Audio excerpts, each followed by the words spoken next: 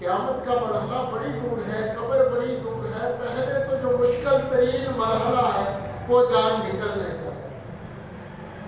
میرا تو اسی بات پر بلڈ پریشر ہائی ہو جاتا ہے، طبیعت بگڑ جاتی ہے کہ موت کے وقت تکلیف ہونی ہے کہ اس کو برداشت کیسے کرنا ہے۔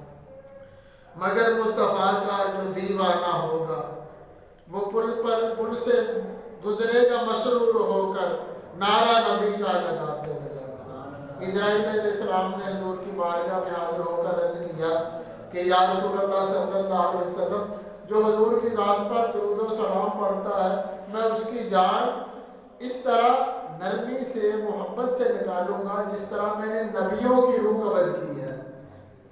تو یہ محبت ہوگی تو درود و سلام زبان پر آئے گا، محبت ہوگی تو دل میں درود و سلام کے یہ ترانے سجیں گے، سوتے اٹھتے بیٹھتے اسی وقت ہماری زبانوں پر درود و سلام جاری ہوگا جب انی محبت ہوگی۔